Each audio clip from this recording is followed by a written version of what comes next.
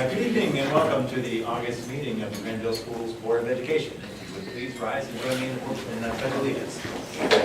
I pledge allegiance to the flag of the United States of America and to the republic for which it stands, one nation, under God, indivisible, with liberty and justice for all. Thank you all for being here in person and online. Mrs. Friolo, if you would please call the roll. Mr. Miller? Here. Mr. Wolf? Here. Ms. Dietz? Here. Mr. Prompt? Here. Ms. Shaw? Here.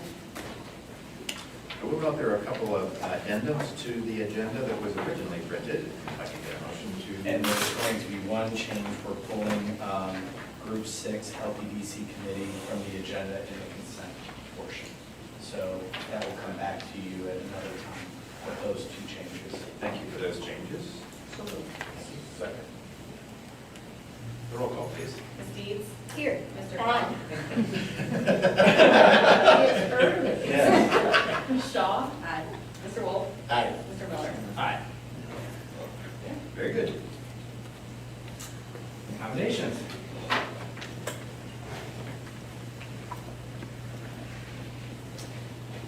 Okay, first I'd like to introduce Christy Hawthorne from the Licking County Soil and Water Conservation District, who is here to present an award for this year's River Roundup poster contest. Come on up. Do you need me to hold anything for you?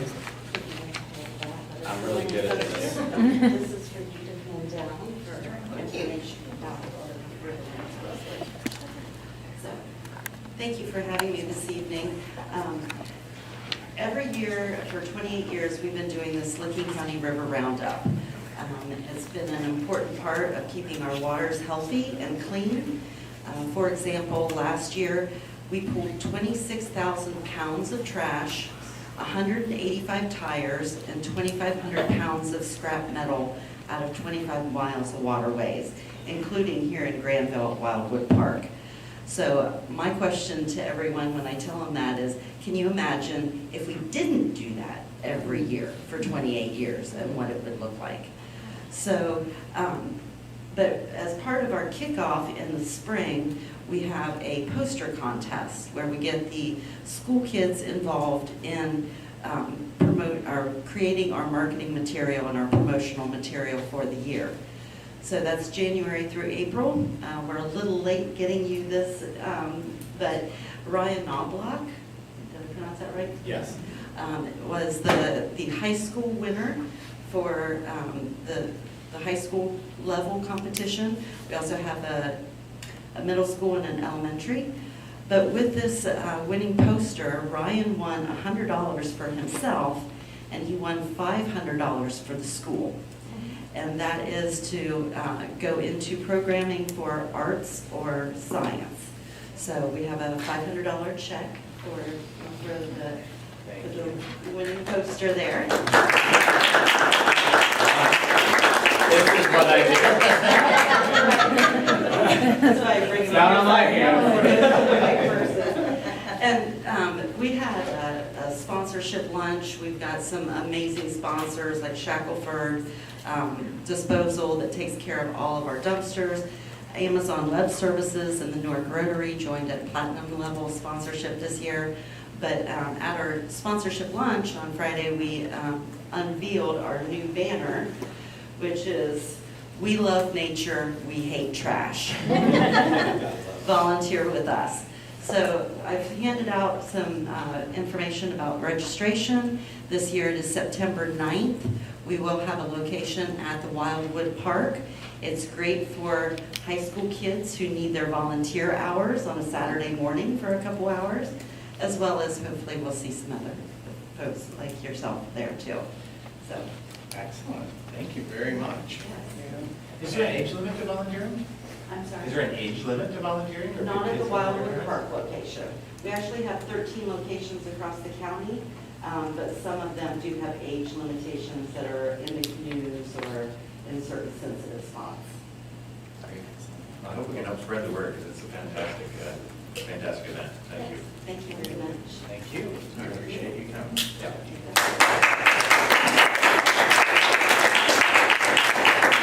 And Ryan would have been here, but he is enrolled at Indiana University and was probably taking his first class today. My daughter goes there too, so moved in this weekend. Okay, thank you very much. Thank you. Next, we'd like to recognize one of our own, our treasurer and her department, as they were recently awarded the Certificate of Achievement for Excellence in Financial Reporting for the annual comprehensive financial report for the fiscal year ending June 20, 2022 by the GFOA, which is the Government Finance Officers Association of the United States and Canada, so it's international.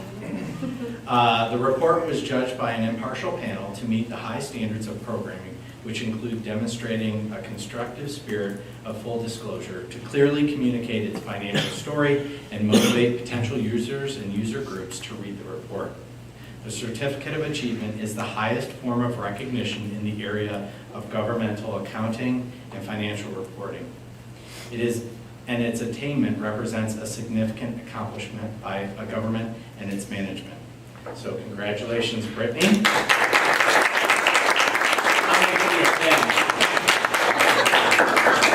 Congratulations. Well, they mailed the little Yes. token that we put on the plaque Yes. months later, so. And that concludes commendations.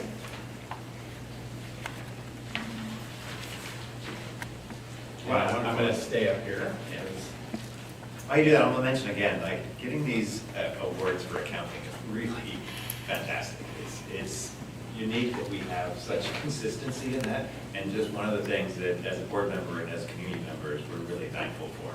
So we appreciate all your hard work, because it's been a lot of work this last while and so forth, to both obtain this award as well as to build organizations that continue to have this kind of consistency. Thank you, Brittany. Okay, so I have a very brief board policy update. As you can see up on the screen as it's warming up, there are two policies that this is the first reading for. The first one is AC, non-discrimination. This is another carryover of Tanya's departure and identification of Brian Petrie as our Title IX investigator and coordinator. So he is listed specifically in the board policy. Tanya filled that role during her tenure, so we are just cleaning up that area within board policy. The next policy is JED, which is student absences and excuses. With House Bill 410, there are certain requirements for habitual truancy and monitoring attendance. One of those is that you must have a personal meeting with parents who have children that miss 30 or more consecutive hours. Well, we do have parents that, and currently in our board policy, vacations are completely unexcused by board policy. Many school districts have moved to creating processes where the vacations can be excused if the parent goes through the process of filling out an alternative learning experience form, which with Schoology is very easy now to get access to almost all of the content that's available to students within school. So we have been having a conversation because it really is a bureaucratic nightmare to meet with individual parents for satisfying House Bill 410 with that current board policy. So we're recommending that we move that policy to an excused up to 5 days for the purpose of vacation if the form is filled out and approved by the school district, which sets the parameters for the excuse of potentially a vacation opportunity for students. So that's the first reading. Any questions about that? I guess I would default to like, it's really best to have kids in school. Yes. Right, and that's really our goal. But it's also best to have a process like this and a policy in place so that if families do have travel plans or there's alternate learning experiences, they don't have to just like sneak their kids out, right? They can go through a process by which they understand what the work and requirements are ahead of time and so forth. This doesn't necessarily excuse them from all of the work that would have to be done or the curricular learning. But it's a way that hopefully we can upfront have those conversations so families understand the impact of this. That's exactly correct. Right. Yeah. And it's not a retroactive process. Correct. They have to do it in advance. Good. Yeah. Okay, yeah, Okay. that's the right move, thank you. That concludes my very lengthy board policy update. I like short policy updates. Thank you. Now I'm going to introduce Josh Duvall and the team from OSU. And Josh, do you have a presentation queued up? I do, yes. I've also have a handout with files.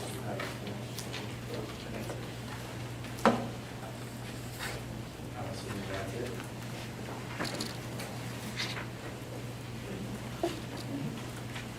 Josh. Thank you.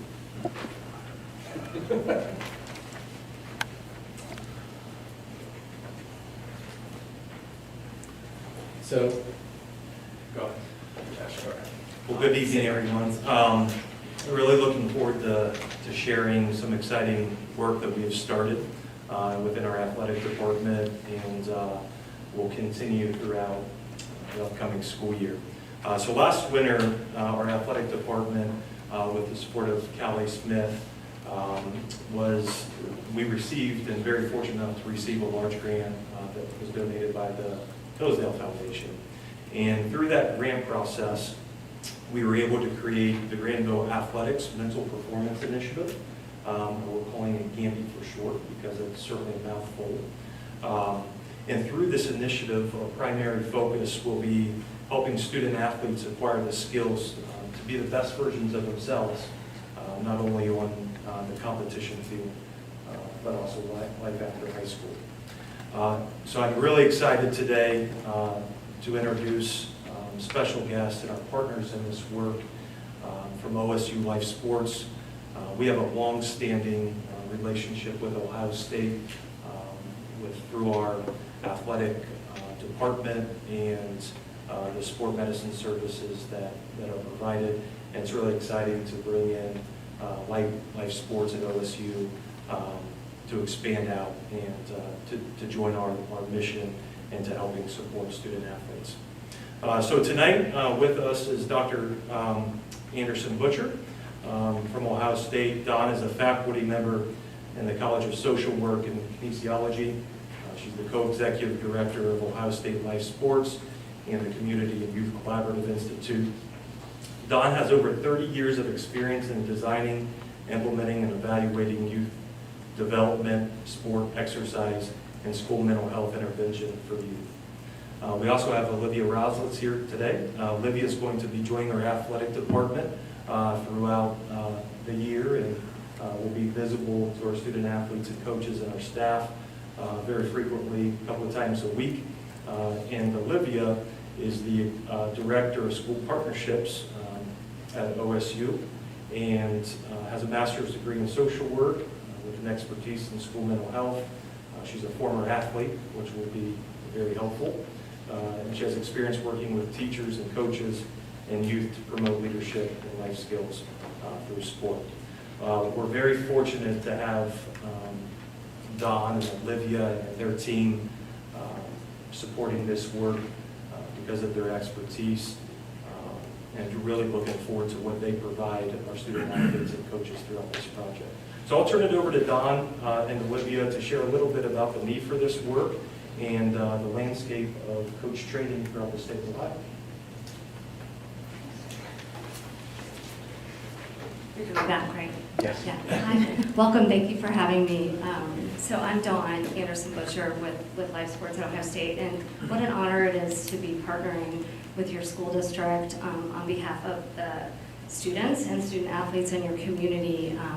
You know, our work at Ohio State, we've been really kind of under a lot of urgency recently, especially over the last decade. We've seen a 40% increase in internalizing symptomology among children and adolescents across our country over the last decade, right? 40% increase over the last decade.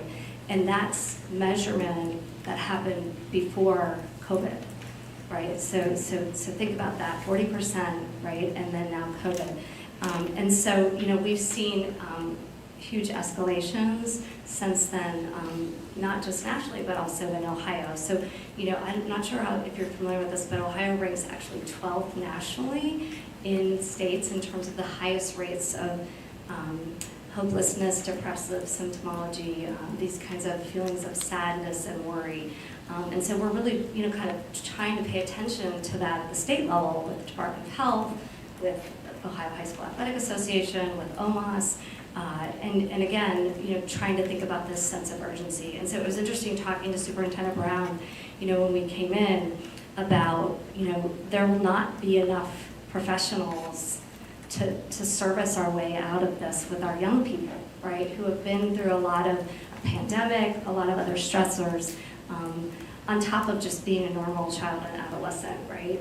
And so we have to think about these new kinds of solutions where we equip teachers and educators, parents, right, and our coaches, right, and even friends, right, with the tools that they need in order to be more supportive and loving and caring as we think about these increased symptomologies. And so, you know, in Ohio, we know in our state about 33% of kids are reporting depressive symptomology, and 1 in 5 of those, 1 in 5, right, actually have experienced some kind of suicide ideation just in the last, 30 days, right? And so again, we all need to be paying attention to this, so I applaud you as a school district and a community for really taking this under your wing and becoming very, very intentional about what you do. So with that said, you know, what our focus has been, and Josh is going to talk a little bit about this more so, is we've been working with OHSAA, OSHA, and other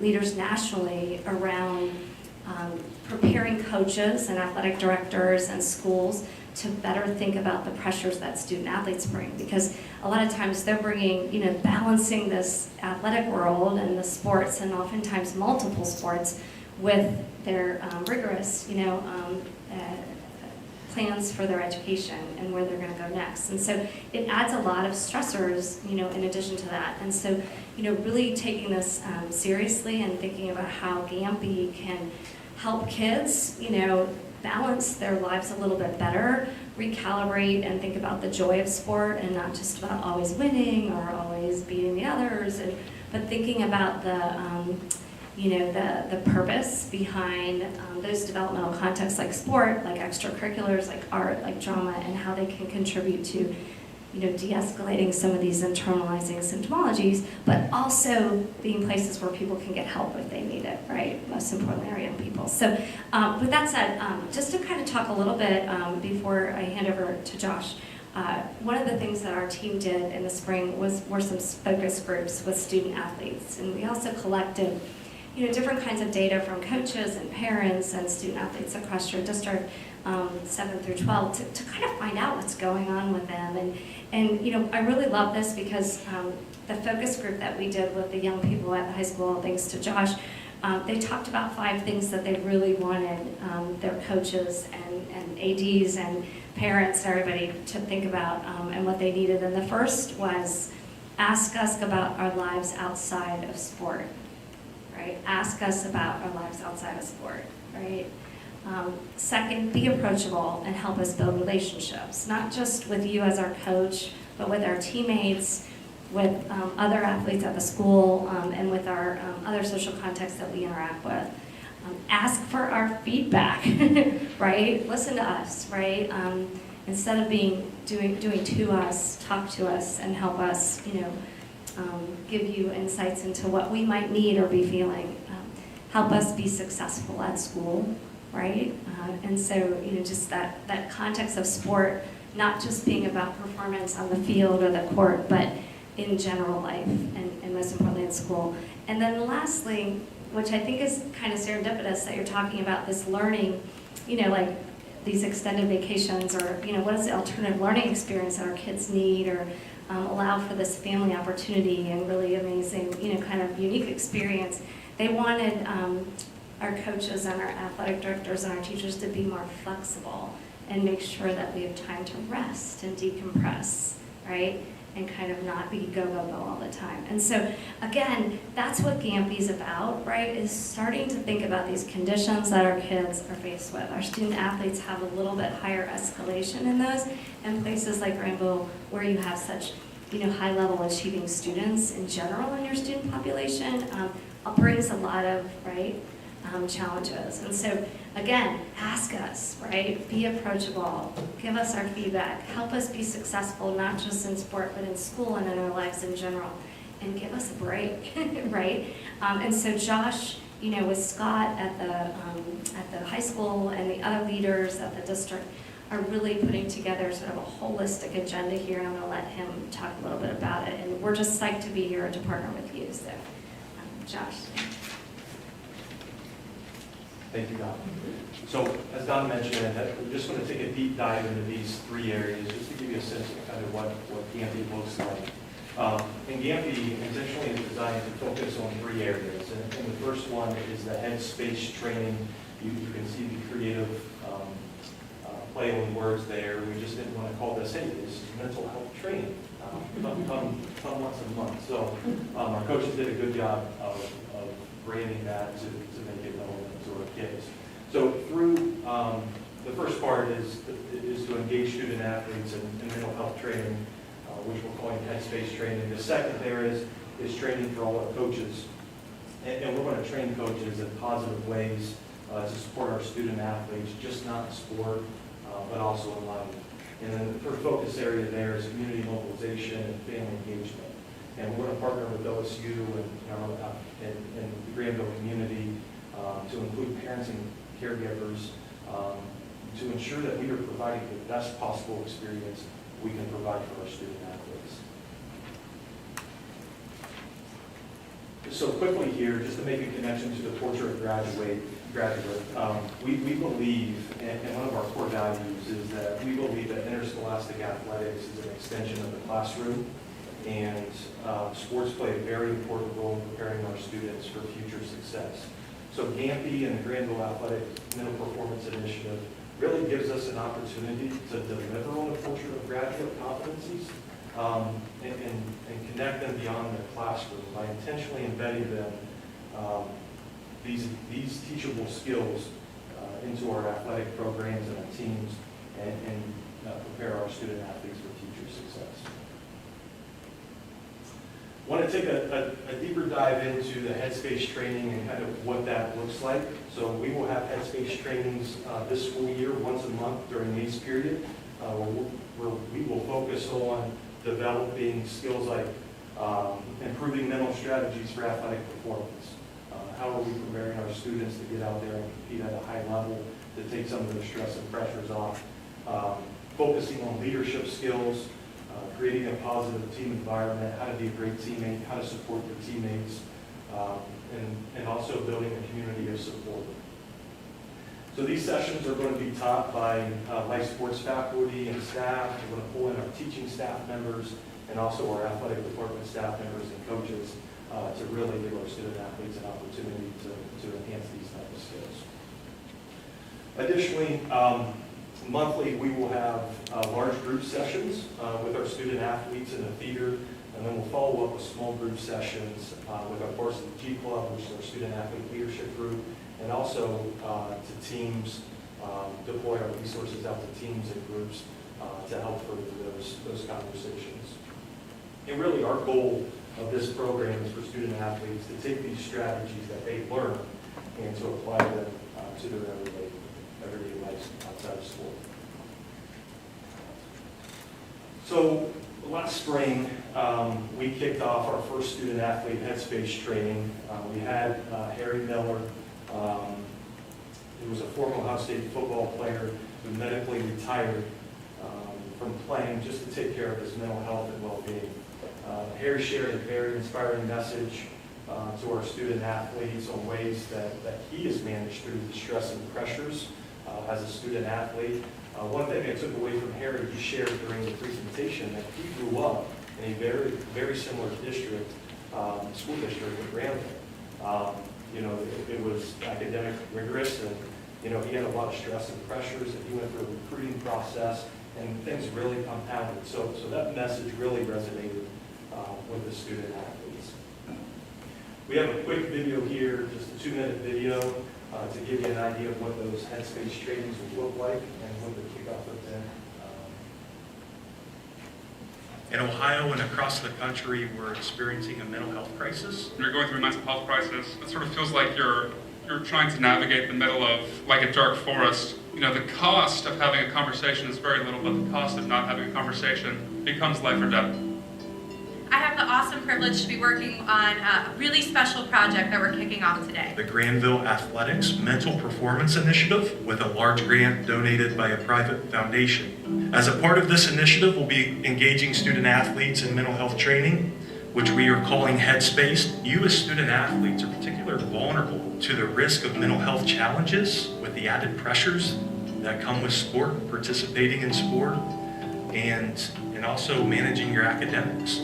Our partner in this work is Life Sports at The Ohio State University. We are super excited today to be kicking off Headspace with a really special guest, Harry Miller from the Ohio State Buckeyes. Really impressive, both on the field, in the classroom, and then in his giving back to the community. Going to my junior year was when I started really feeling the effects of the mental health crisis personally. I have been speaking openly about it. I think communicating saves every bit of trouble. And our second area of focus will be coach training. So Coach Day really created an environment, right, that kind of destigmatized mental health. I have friends who went to other institutions where, mental health is very taboo. And when they try to speak to their coaches, they're sort of getting pushed out the back door by the end of the season. All our coaches here at Granville High School and Granville Middle School will be trained in positive ways to support student athletes, just not in the sport that you're participating in, but also in life and beyond the classroom.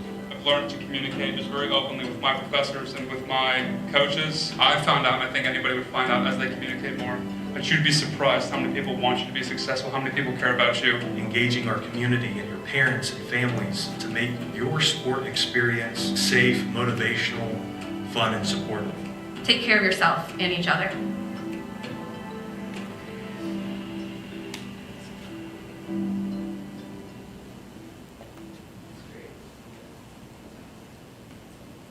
Hi, thank you for joining us today. Today we are here to talk about how to actually hold tryouts as a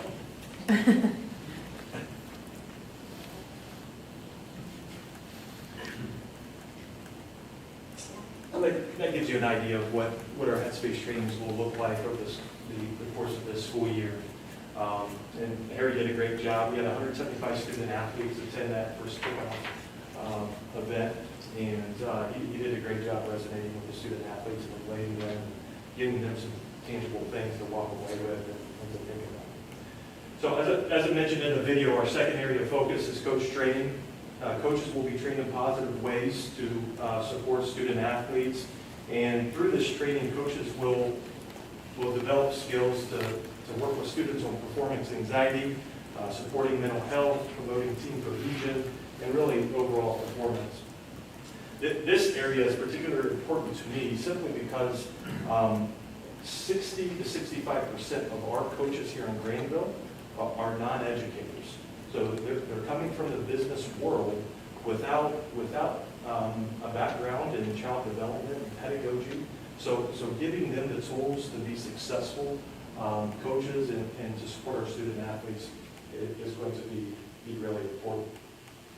So coaches went through the first Coach Beyond training late July, and I was encouraged as we walked out of that our coaches are more equipped to help support student athletes before they walked into that room. And that training was great, and they did a wonderful job, and they welcomed that. But the biggest piece is, our coaches, most of them are coming from the outside world. How can we continue to equip them to help support our student athletes? And then finally, our third area of focus is family engagement. We're going to work with our community and our parents and our families to make Granville athletics the best it possibly can be. And over the summer, as Don mentioned, we sent out a needs assessment survey to families. And I think, Olivia, did we have how many responses? 250. 250 responses from families, which was encouraging. So we're really going to take that data and it's going to inform our work as we move forward, preparing for this and moving into the school year. We're also going to develop a parent athletic department support committee to help parents, or to have parents share their perspective on what parents need to support their student athletes' mental performance. And lastly, we're going to incorporate educational sessions into our quarterly season meetings with parents. A couple weeks ago, we had a sports psychologist, Dr. Jen Carter, and Marcia Edwards from Ohio State at our fall preseason parent and student athlete meeting. And they shared with parents some resources to support student athletes' mental performance on and off the field. We had 900 student athletes and parents join that meeting, and it was a great way to kick off the school year and start this conversation. So we think this work really aligns with what our district priorities are to provide our students a space to grow as human beings while also gaining skills for future success. I couldn't be more happy and pleased to have Olivia and Don and their team from Ohio State work beside us and use their expertise to help support our student athletes and coaches. So appreciate Callie's support throughout the process and making this happen. We're really excited about all the sections, but especially the Headspace training, where student athletes will really develop those skills and enhance those skills that they already have, to help them have a better success in the future or setting up for success down the road. So I'll take any questions that you have about GAMPI.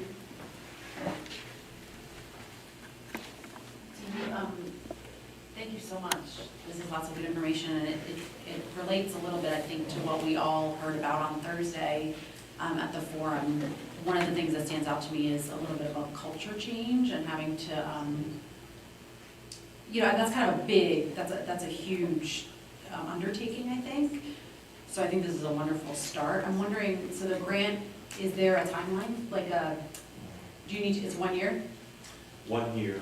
We're hoping to stretch that out to 2 years to make it more consistent with our student athletes. Yeah, that's a great point, right? And I think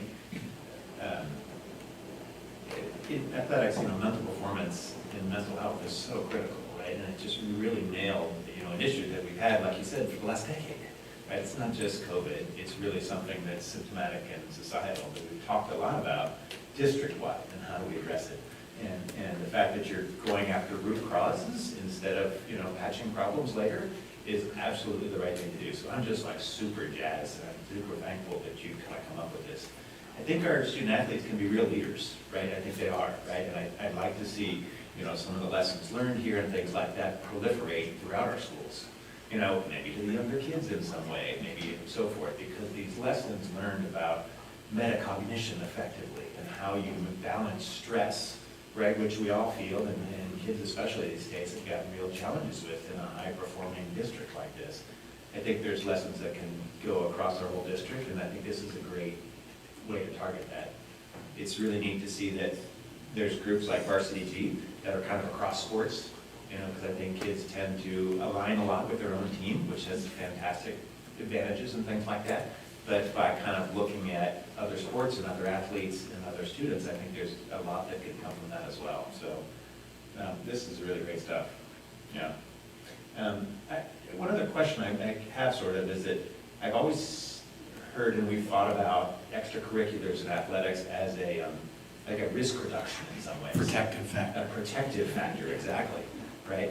And I think that that's still a really important protector factor in many ways, but I think that it's also a stress factor, right? So I'm kind of curious on your perspective on that balance between the importance of extracurriculars, right, instead of myopic focus on academics or something, and the challenges that come with an additional stressor like Yeah, I think one thing that our coaches do a wonderful job at is striking a balance and understanding the stress and pressures that our student athletes are facing right now. I was sitting next to Wes during the presentation. Wes Schroeder was our football coach, and the old school mentality was we practice for 3 hours a day. You know, cutting back to that, Wes doesn't go more than 90 minutes on most days, and giving students that time to cut back on practices, but they also gain more time at home to recover and work on their academics, which, you know, alleviates stress and pressure. So I'm proud of the work that our coaches have done to recognize the stress and pressures that the kids are under to help support that. Yeah, and it's a little bit of leap of faith, I think, to do that, right? To cut back on practice, training time, and things like that. And I think we have the same thing in academics, you know, that we learned about a little bit last week. Is like, how do we back off in order to do better, right? I loved how our speakers last week talked about the shared delusional disorder, where you think, well, if 1 hour of homework is good, then 2 hours must be better. And if 2 hours is better, then 4 should be great, amazing. Well, and you can get caught in that delusion. But ultimately, performance gets impacted when you're stressing the body, either mentally or physically, to the point where it cannot perform. And so I think that aligns so well with the message that you're, you know, cultivating within the athletic program, because we do want it to be a protective factor. You know, when 90% of our students participate in either arts or athletics, that's a good thing. That is an excellent thing. Again, aligning the portrait of a graduate, wonderful. And we have to keep, you know, that recognition that sometimes less is more. And how to build that mentality or culture so that we have well-rounded individuals walking across the stage. And how fabulous was it to hear Dr. Anderson Butcher talk about joy? That's definitely not something they're talking about in youth sports right now, you know? And it should be. Yeah. And you listen to the kids. I was jotting down all those top 5 things that they said and so forth, right? That's, you know, oftentimes when I think about challenges or problems we have in the schools and so forth, it's like, how can we solve this? Well, let me just ask my kids. Let me just go into the school and see how the kids are doing. And they're very insightful, right? And I think that the fact that you're listening to them makes all the difference, right? And so I think that's going to be a big component of our success. Well, I'd love to hear more and talk all day. I'd just like to add, I had the opportunity to go to both the kickoff event and at the OHSAA parent meeting. And I'm so excited about this program because I think it's another example of, I'm seeing Granville as a school district address and help to destigmatize mental health. We're talking about this, and at least my experience talking about it is a big deal, and it's a great start. And to see the excitement and the passion and the knowledge from the life sports folks that have participated at these events is wonderful. And it ties in with that community forum. We're in contract with Ohio Guidestone. I mean, this is a district that is concerned about our kids' mental health. And we're not just talking about it. I mean, you can always do more, but we're making efforts and strides in the right direction. And I'm really excited to see this, and this is just another example of that. And I look forward to seeing how this goes over the next year. And the kids at the kickoff event, when Harry Miller was talking, you know, they were focused. Yeah. They were focused on him. And I thought it was, I mentioned this to Olivia, I said, it was great that they had a young man there that was so close to their age. They could relate. It just wasn't some old man up there talking like me, explaining things. I mean, they could really relate. And, you know, I'm just excited about how our district is doing this, and, you know, eternally grateful for the grant. Can't thank you enough. It's a wonderful thing that you're doing for our kids. Thank you.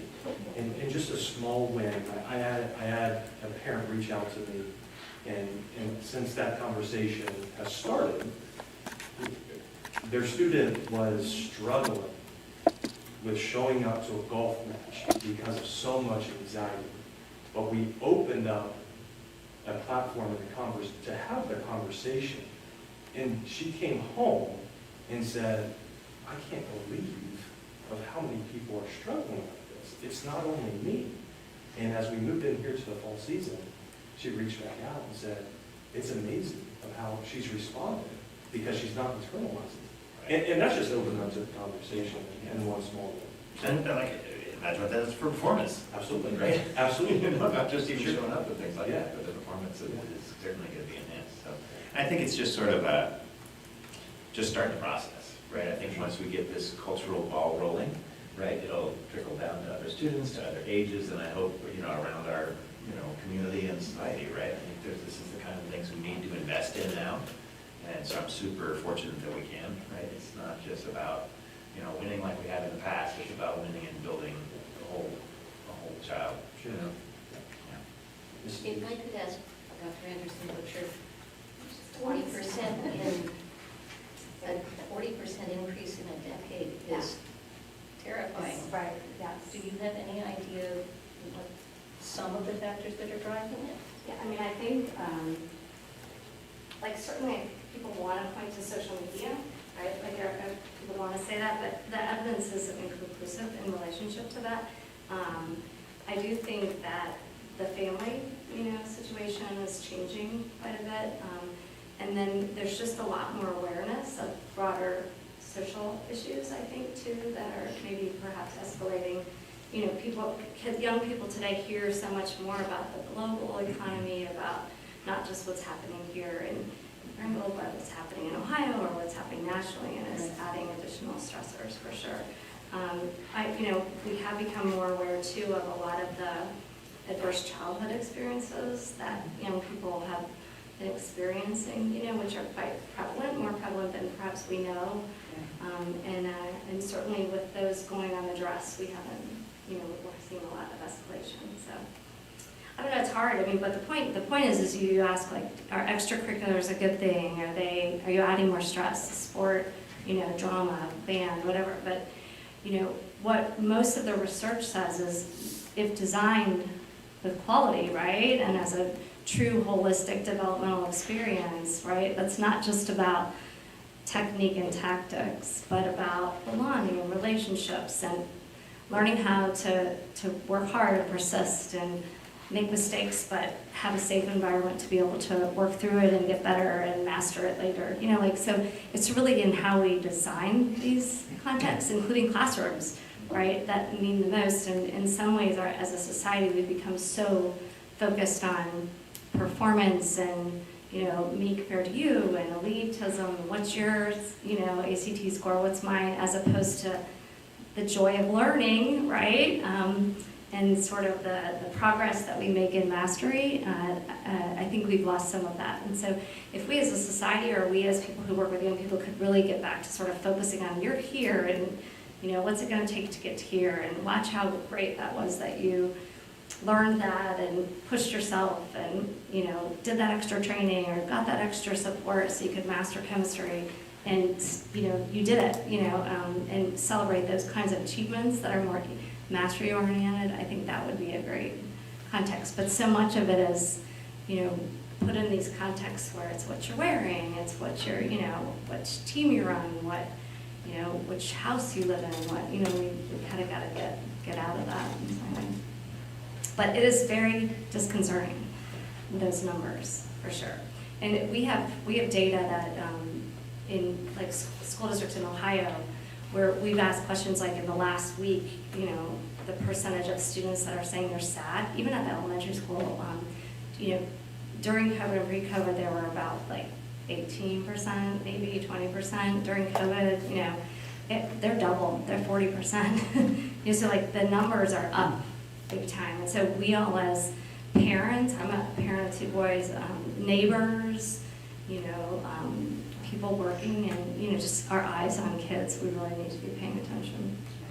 I don't want to scare you, but what I want you to do is say, my awareness is built and we're going to look for these signs and symptoms and we're going to check in with kids and make sure that, you know, they're doing okay, right, with these open-ended. One of the things that, and Josh knows this in the trainings that we do with the mental health, it's teaching people how to ask open-ended questions instead of closed questions. So instead of, like I do this with my kids every day, it's like, you good? Are you good? Yeah, you good? And you just say, you good? Yeah, you all right? And it's a yes or no, or what we need to be doing is, you know, tell me how you're doing today. What does that look like for you? You know, and opening up these conversations so kids don't have the easy way out to say yes or no, but we've got to get them talking a little bit more so we can then take action if there's something that's coming up. But it starts with relationships, right? Because they're not going to talk to you if they don't think you care about them. So. My sense of the coaches that I know is that they get it and they understand the challenges and things like that and so forth. And, you know, teachers and parents are the same and things like that. But I don't know that we've had a common language to get around, right? And I don't think that it's been pervasive. It's all too easy, you know, as a parent who's maybe never played a sport or whatever, say, oh, I saw the score. Like, how many goals did you get, right? Right? And I think that's just a natural tendency because that's sort of what we know. And by having some professionals come in and giving us a curriculum, if you will, or a language that we can use in our conversations with our kids and with each other and amongst kids, that's just going to make enormous differences, right? Because we all kind of want the same thing. You know, everybody wants their kids to be happy and healthy and have a wonderful, balanced life and so forth. But like we come with different pieces of the puzzle, right? And just having a program and a project and some language to put that together is going to make an enormous difference. Wow. So I want to say something, I want to give Josh kudos, but the other part of this is the accountability system. So you think coaches are doing this, right? But at the end of the day, most accountabilities for coaches and whether they can continue to coach football at Brimley is winning, right? And so he's leading in some policy innovations that other ADs across Ohio are adopting. Tell them about your So we included in our coaching evaluation some of these strategies, so we can just be reflective in our postseason assessment when the coaches are hitting these marks. So, you know, we put it at the forefront from an accountability standpoint to make sure that they are thinking about these things, you know, through practices and games and, you know, through their practices every day in which they're practice. I would also like to reiterate, you know, I think Josh has done a fantastic job of putting meat on the bones of the initiative, forming partners and partnerships with OSU and really, you know, putting himself in the front of the conversation and leading this initiative, which aligns with the broader initiatives of the district. So I appreciate that, and our ongoing partnership with Ohio State continues to impress. So thank you. Thanks, Jeff. And Jeff, I'll keep you and the board updated on our headspaces. Would love to have you pop in and check it out in our parent sessions and our coaching trainings as well. So we'll be sure to keep you all informed. So thank you. Thank you.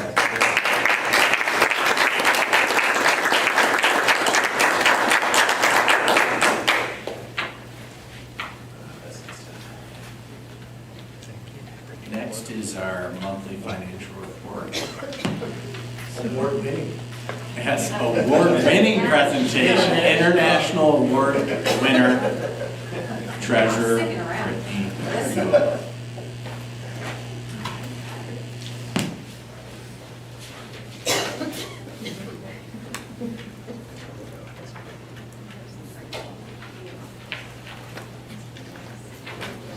Yeah.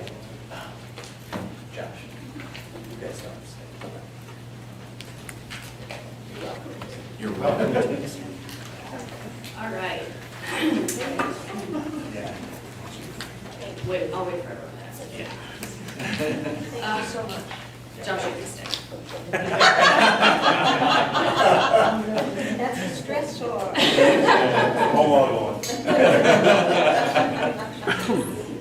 Thank you. All right, so our July financial report, so in the first, or finishing the first month of the fiscal year, so we'll only be looking at the month of July, so it'll be a quick report this month. But first, looking at our cash balance, we're about $1.4 million above where we were last July, which if you recall from the last meeting, we had a carryover cash balance at the end of last fiscal year. So we are continuing to increase that. And we're also at a high point in our cash balance for the year. So between July and August, it kind of varies depending on our property tax advance payments, how much comes in between those 2 months. Then we'll continue to spend down from there as part of our cash balance cycle within the fiscal year. So for revenue for the month of July, local taxes, that first line item includes property tax and income tax. So in July, we have both. We have the quarterly income tax payment, which was about a little under $320,000 less than what we received July of last year. And then included in the 900, almost $1 million difference is the rest of that is the property tax advances. So again, that is really a timing issue, whereas the income tax could potentially be an actual decrease in revenue from where we were last year. It's really difficult with the income tax. We've talked about this before. We do not collect the income tax, so that is all handled through the state, so we don't have a lot of information to be able to identify what specifically is happening there. The only detail that we get really is that we know it's through estimated payments and payments with returns, so non-payroll earnings. And then state revenue is right on track with where we were last year, which is what we would expect. We know we're in total going to receive about the same as what we did last year. We are on the guarantee, so that makes sense. And then all their revenue is down from last year, and that's just the return of advance payments. We'll continue to see that as a variance throughout the year.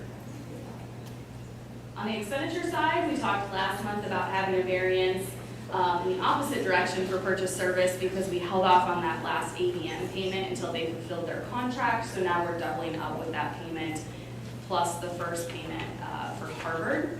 So that's an increase over where we were last July. And then all their expenses is up.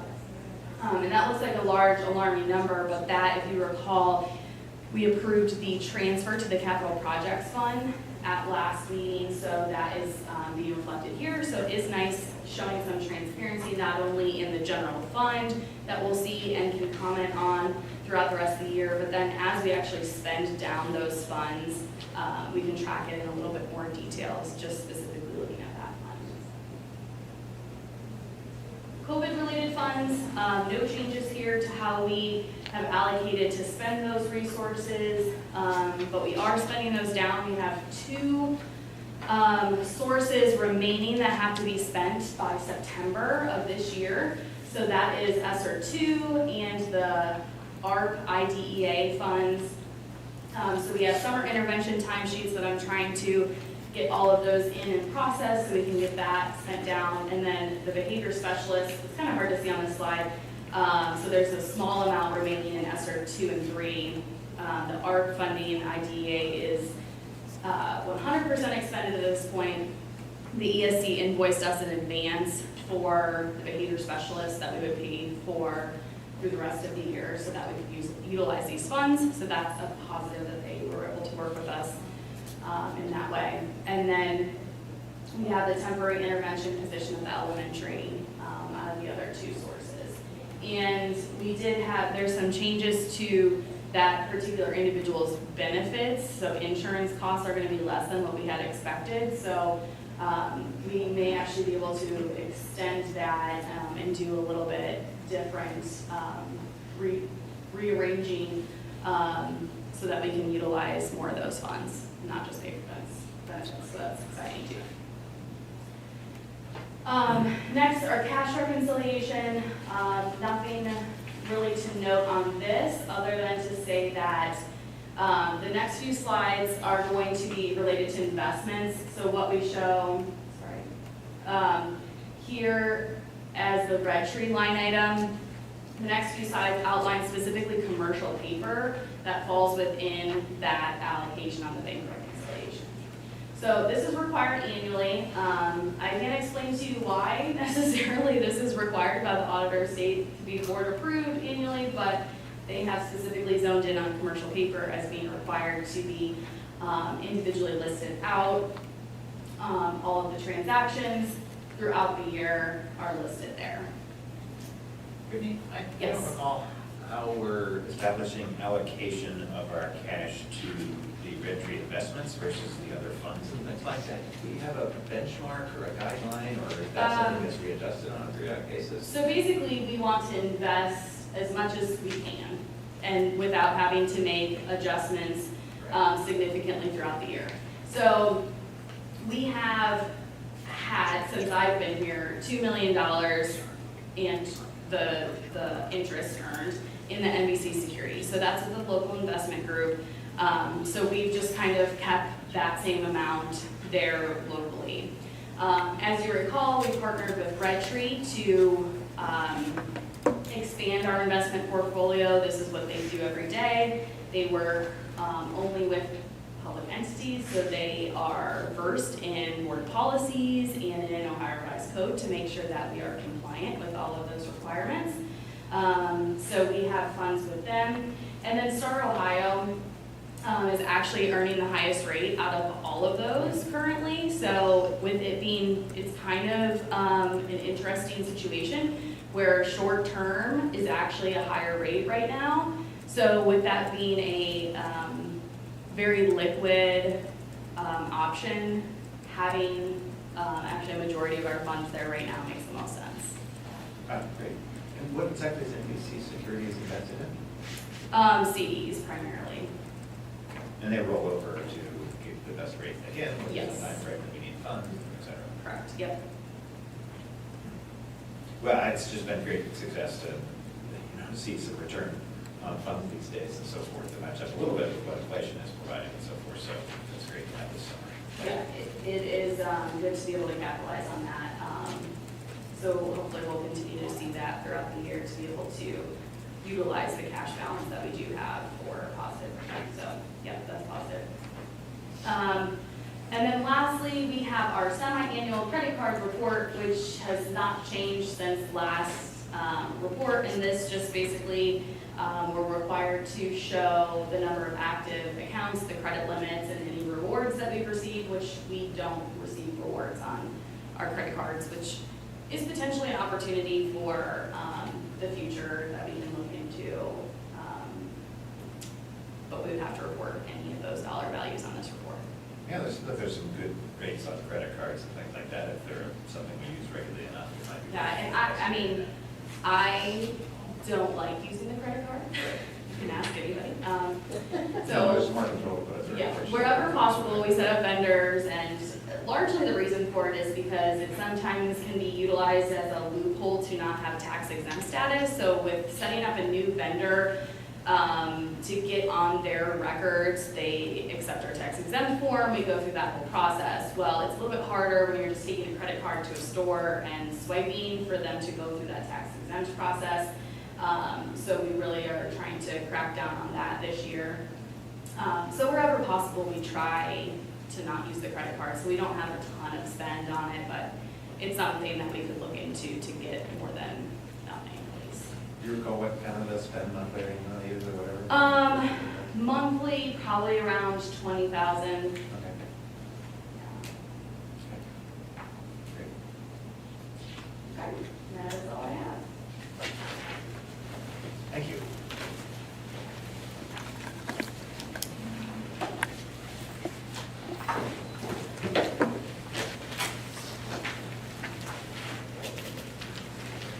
This brings us to the portion of our agenda for where we welcome public comments. If you'd like to make a comment, please step to the microphone, state your name and address, and you may speak up to 5 minutes.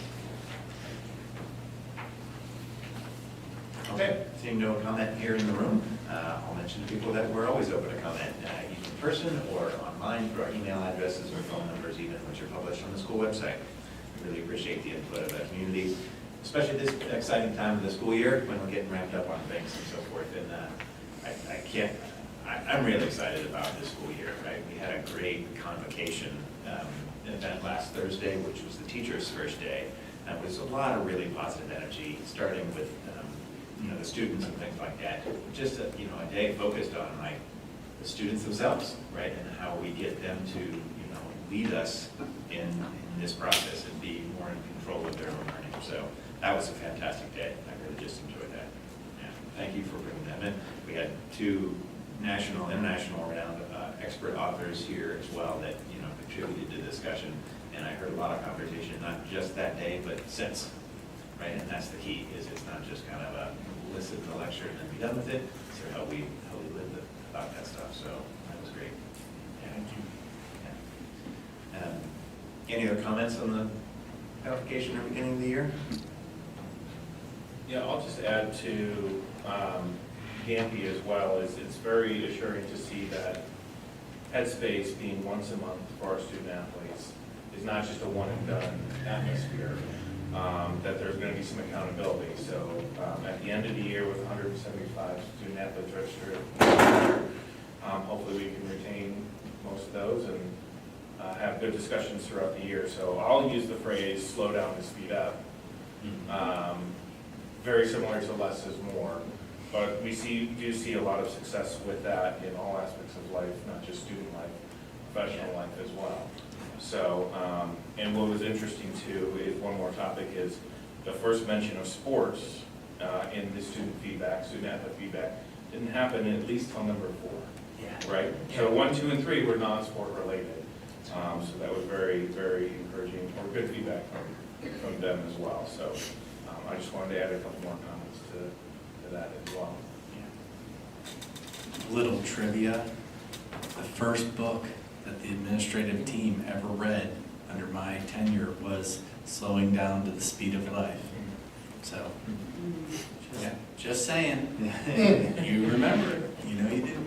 There was just a lot of conversation that relative to the academics and things like that. I think there's a pretty elaborate curriculum that we have from the state of Ohio and things, and a lot of elaborate requirements and so forth. And I think there's an opportunity to teach those in a way that has effectively less content, right? It's not that we don't cover those items, right? But we do it in a way that's less time, less content, and so forth, and ultimately achieve better results, right? Just amazing analogy, between the athletics and the academics that we've looked at, that little bit of that go fast. When you take out 10% of the curriculum and give yourself a lot more headspace to make intentional decisions, your mind is in a place where you can do much better, right? You take out some time from practice instead of being wiped out the next day when you show up or when you get home or the next morning, right? You've got some energy in your tank that fuels your brain,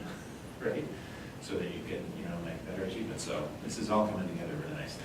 And we kicked off Thursday morning with an ad hoc story of Jared Smith and the band and how he gave the band some autonomy in trying to create a crowd teaser. And so, arts, athletics, academics, all in alignment with, helping students understand that they have control over their learning and to develop autonomy and agency. So I think that set a great tone for the school year. Very excited about it, and I'm looking forward to seeing all the things that our kids do this year. Yeah. And just a little pitch, I think, for this grant. Obviously, it's for athletes, but if there's a student who's an athlete outside of the school in a sport or a dance or something that isn't necessarily in our school, I think that students can advocate for themselves to become a part of this program as well. Great point. Or even marching band. I know this, we can't stretch it too thin, but if there is someone on marching band who feels like they should be a part of this, clearly marching band is also a very physical sport and very, time intensive, and so that's something they also want to do. I think they should do that too. Great point. And again, I think the key is letting our students that are a part of this be leaders, right? More than just on the field, right? But in the culture of the schools as well. So I think there's a lot of opportunity for trickle down on this to propagate and so forth. Right, and speaking of kind of self-directed versus a command and control, there are a couple legislative updates from the state that I want to kind of just touch on because I'm not sure I've got the full picture of them and things like that. There's a couple that will be talked about relative to curriculum on science of reading and another elementary thing, I think. Third grade guarantee. Third grade guarantee, so I think Mr. Morris will be coming at some point to talk about that. Mr. Morris is here tonight. Oh, but great. He'll have a designated month where he'll present, and I'm sure that will be wrapped into his presentation. The teachers have spent the last couple of days kind of working through the science of reading and talking, contextualizing it to Granville. So, We touched base and got a policy update relative to kind of truancy and attendance, which was a state requirement that we're complying with, and we have a great way, I think, to work through that. The state also requires us now to accept cash at our sporting events, which is a change, right? And I think we've adapted well to that as well. yeah, I think from Brittany's perspective, she would love to not have to offer cash, just from a control standpoint of being able to track money and ticket sales. With hometown ticketing, it does make it very easy to track, and money goes directly into accounts. And so we'll adjust, and I think we've found a good protocol to kind of move forward and still offer that cash option. But predominantly, most people will still use that online option. I think a big frustration for me in the past was the fees that are associated with the online tickets, right? And it was tough when you show up and it's like, okay, the tickets $8, but the fee is $1.58 or whatever, right? Which really, an $8 ticket, the fees are $1.58. So I think by going to a flat fee, whether it be cash or online payment, it's going to help people accept that they can just use your phone, right, get tickets ahead of time, just do it on there and get the payment dealt with instead of dealing with the cash and things. So I think that was a really smart move. What we did was we increased the fee, but we are now paying for the ticket cost. Ticket price to cover. The district covers the cost. But the fee is huge. It's a hidden thing. You don't really notice and things like that. Literally, on an $8 ticket, it's $1.58, right? So it's only 42 cents difference than what we kind of have as our ticket price across the board. So I think that's very reasonable, given the kind of service and support and all the athletic things that we do and so forth. And then the other reality is, every official, their fees have gone up. Yeah. And we offer the most sports in the county, so. That's a good point. Yeah. Is there, have we always offered the package where you could buy ahead for, you know that you're gonna end up at a certain amount of games, and that's for all, so for example, if I bought the package for my family, that's for all varsity games for the Yes. year? It's not just one Except for specific- tournament games. Right, and, okay. Postseason.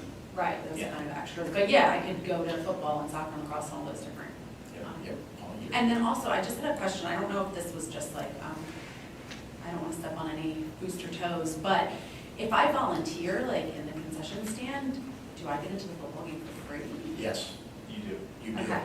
Andy Wildman, did you hear that? No. I'm just kidding, I'm just putting it. More tickets and there's Oh, multiple yeah, there's other volunteer volunteer events, opportunities. Yeah, I just wanted to clarify, and if it was a no, I understood, but, okay, so yeah. They volunteer. maintain a list at the gate, and people just check in and say, I'm working in concessions. or Even just for like an hour and a half, and I can still do it. Yep. So you gotta time your volunteering correctly, okay.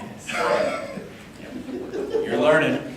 And I'm two, sure. I think a lot of our long-term citizens know that they also get free admission to the game as well. So if you're a resident of Granville School District, those senior citizens actually get free admission to our sporting events already. So maybe we could do a better job with our community partners to let additional or newer citizens in the community know that fact as well. It's a beautiful thing. There's a running list, be added to it. Yeah. That's great. And you can just be added to the list going to the game. You can Just show up. show up in 60 plus. Oh my God, I'm 65, this is great. I only got a couple more years to go, you guys. Did I also hear that the athletes that are participating in this get a season pass? Maybe that's. I don't know if it's a season pass, yeah. The initial 175. Right. So all the student athletes that are participating in the mental health program get a free season pass and so forth. So I think that's fantastic. Get students, again, like I said, across sports, right? So you're not just sitting with your own team or hanging with your own team all the time, but you're encouraging all the other sports athletes. I think that's fantastic. So a lot of great things along those lines. I'm not sure I have much more. One thing I just heard from my kids, again, this was great, is that we're moving to a new bell schedule at the high school that includes an ACE period every day. Right? I'm not sure if people that don't have students at the high school know, but that's been really successful in the past, to give kids an intentional time to connect with teachers or with each other, to mentor each other and so forth on a regular basis. So it's really fantastic. It's a great example of how we're actualizing this, information that we learned just now, right? And it's aligned 7 through 12. Yeah, so it's nice to have this single bell schedule for sure too. Great. That was my kind of list of a few things in board discussion. Anything else people have heard relative to the start of the school year, or reflect on the staff comments? And my kid's excited to go back, so Good. check plus. Yeah, we're ready starting Wednesday. Just remember, we do have a staggered start. Yeah. Which is another great thing, right? What a great way to set that culture right in the classroom, to be able to connect better with students. Because in so many cases, right, it's about that connection. It's about making that connection. If you can do it with a smaller group of students in the first day, it'll just help the kids for the rest of the year. So, great things happening in Greenville schools. Thank you. Thank you. All right, that takes us to the action agenda. So 10.01 is an approval of agreement with Oakstone Academy. So moved. Second. And this is a contract for students with special needs. Thank you. Roll, please. Ms. Shaw? Aye. Ms. Deeds? Aye. Mr. Crum? Aye. Mr. Wolf?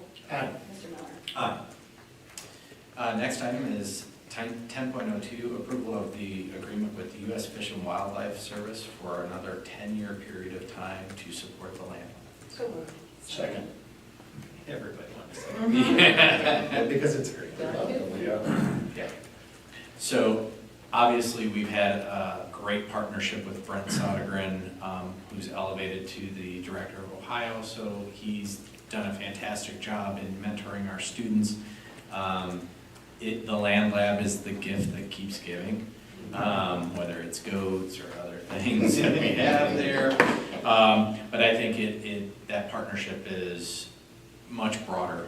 Licking County Soil and Water, Denison, 4-H, you name it, we've had great partnerships in utilization of that Land Lab. So very happy to continue to partner with Brent and U.S. Fish and Wildlife. Yeah, a beautiful space. It's really fantastic that they were able to help us with that and continue to. So, roll, please. Ms. Deeds? Aye. Mr. Wolf? Aye. Mr. Crum? Aye. Ms. Shaw? Aye. Mr. Miller? Aye. Next item is 10.03, approval of bus routes for the 23-24 school year. So moved. Second. Cecile, we're giving her that one. You're right. All right, so here are the routes. They will also be obviously active in Ride 360. I did authorize a potential expansion of a route. We condensed some routes to make sure that we had enough drivers. We believe that we can potentially split a route now that might have a little bit better timing. So there will be an additional route probably added by next week, as early as next week. So, and we have a driver for it. So that's a good thing. Yay. Does it change significantly from year to year, or is it pretty much similar? Well, so typically it's pretty solidified. It doesn't change much. But with the amount of construction and road closures and different ways of getting around Granville and the surrounding community, there's been some adjustments made. Well, and I think this year is going to be extremely important to have efficient and effective busing, because we really need to focus on getting kids on the bus this year we've all had the challenges with North Pearl Street and having to wait for traffic and so forth, and other places where there's construction. When the roundabout goes in, which is this school year, starting this school year, At the end of the school year. right? That's gonna be a time, especially when we're gonna need the maximum efficiency, which means less cars and more kids on buses, and so hopefully we can continue to run those efficient routes with all of our great bus drivers, so. Yes. Thank you. Okay, the roll, please. Ms. Deeds? Aye. Ms. Shaw? Aye. Mr. Crum? Aye. Mr. Wolf? Aye. Mr. Miller? Aye, thank you. 10.04 is an approval of an agreement with BAT for transportation services for special needs students. So moved. Second. So sometimes there are routes running to Columbus that we cannot offer, so we outsource to a different provider for special needs. Okay, the roll, please. Mr. Wolf? Aye. Mr. Crum? Aye. Ms. Shaw? Aye. Ms. Deeds? Aye. Mr. Miller? Aye. Next item, 10.05, is the approval of the administrative job description modification for the Director of Human Resources. Second. So what we did was we modified the job description to include some of the instructional aspects of Mr. Petrie's responsibilities, including OTES, and some of the professional development aspects of human resources. So it is more of an instructional versus managerial position. It's great to have the experience of somebody in that role that can help us fill a lot of jobs, so that's, I think, a worthy change, and I think it'll be a great efficiency, and I'm sure the staff will appreciate it. Okay, thank you. Phil, please. Ms. Shaw? Aye. Mr. Wolf? Aye. Mr. Crum? Aye. Ms. Deeds? Aye. Mr. Miller? Aye, thank you. 10.06 is the approval of a memorandum of understanding with the Granville Education Association in regard to bus driver compensation. So moved. Second. I am very happy to announce that we are going to be increasing our base rate of pay for bus drivers from $18 an hour to $22 an hour, positioning us at more of the top end of Licking County to be able to attract the best and brightest of our bus drivers. And we believe that this will be an effective strategy to recruit, retain, and hopefully fully staff our bus drivers in our bus garage, so that some of the people in the roles of mechanics and other positions don't have to drive on a regular basis. So, and they can fix the buses instead. So we appreciate the partnership with the Education Association, and we're looking forward to recruiting more bus drivers. Yeah, it's been such a challenge these last couple of years, and this is a big part of the reason why. So we really appreciate the GEA working with us and recognizing that this is what's happening around our county. It's really not possible for us to think that we're any different than many of the districts around us. And if we can just get stability in transportation, stability in the faces that kids see when they get up in the morning and hop on the bus and get off at the end of the night, we know that makes such a huge difference in their success. So thank you for working through this. Thank you. The roll, please. Ms. Deeds? Aye. Mr. Wolf? Aye. Mr. Crum? Aye. Ms. Shaw? Aye. Mr. Miller? Aye. Okay, next is 11.01, the consent agenda, A through D, as well as the amendment C8 and 11, and with the removal of Lauren Dixon and Group 6 LPDC committee from the supplemental list. All that. So moved. Second. Okay. Just a quick note, assistant high school volleyball is Lori, L-O-R-I, Kumar.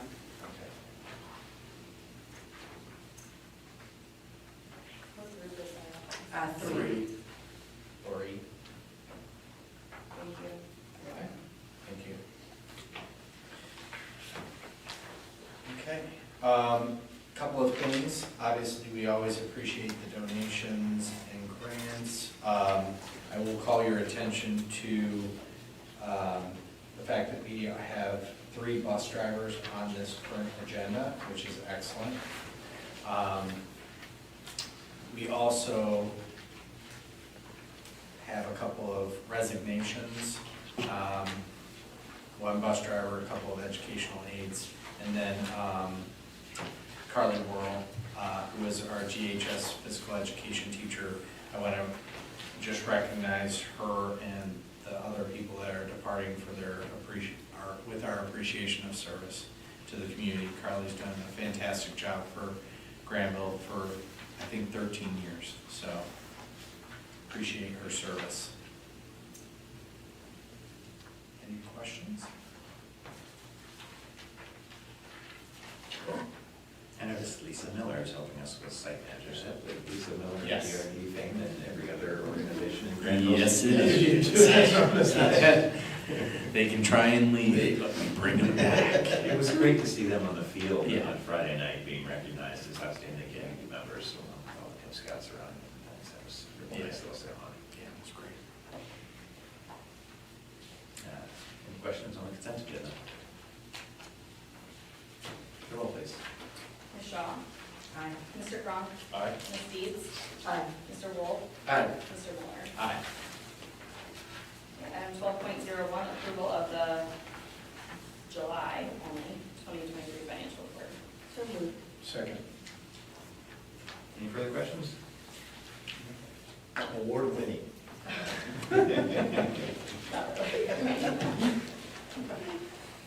The roll, please. Ms. Deeds? Aye. Mr. Wolf? Aye. Mr. Cronk? Aye. Ms. Shaw? Aye. Mr. Miller? Aye. Before we adjourn, I'd just like to thank the Board of Education for your support. I think sometimes, we appreciate the organization for doing a lot of work out in the community, but the Board of Education does a fantastic job of providing guidance and leadership as well. So we're all looking forward to a great 2023-24. So thank you. Thank you. Thank you. Motion adjourned. Thank you. Second. Ms. Deeds? Aye. Ms. Shaw? Aye. Mr. Cronk? Aye. Mr. Wolf? Aye. Mr. Miller? Aye. That concludes the meeting. Thank you for being here.